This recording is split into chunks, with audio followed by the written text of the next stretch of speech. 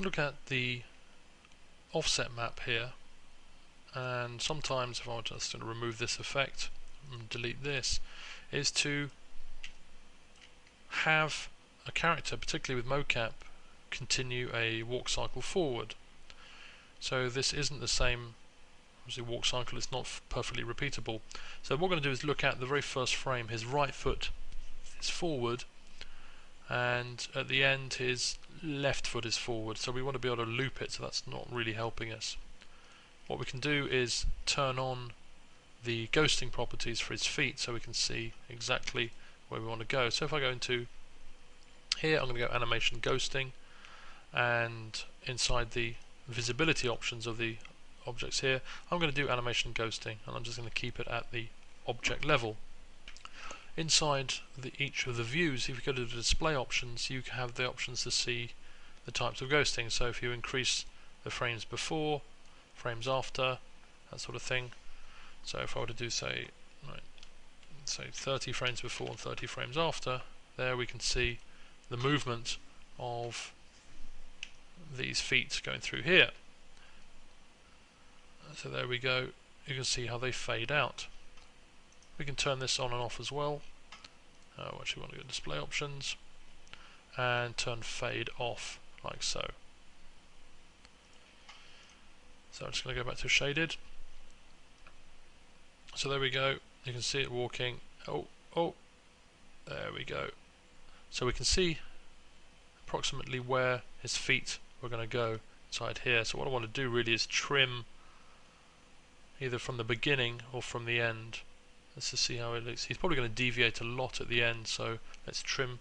Let's go back to an approximate time where his right foot is forward and it's in the same sort of position. So that's his left foot, that's his left foot. I'm going to trim after this. Trim after. There we go.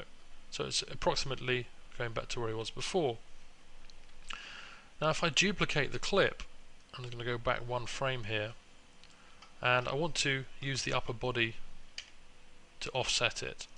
What we can do is use offset map to find out the stride length of the total clip. So selecting upper body, I'm now going to right click here, make sure it's 63, incoming is 63, that's good. Offset map. So now if I click on here in the clip properties, there it's given me my Z position for the stride. So if I wanted to repeat that, I can actually get rid of this. I'm going to get rid of this as well. I'm just going to move this back to here. So there we go. I'm going to multiply this offset on each cycle. CID is the cycle ID. I'm going to type that in like so. So now, no matter if I stretch this out and cycle it now, you notice a little slip there. Oh, so what we can do is just trim the end frame. So inside the time properties, I'm just going to drop one frame off. So let's make it 127, something like that.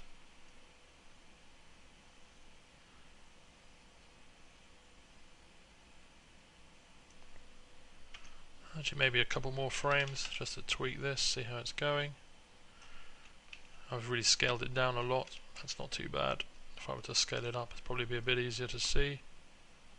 So now there we go, I'm adding the same stride length per cycle.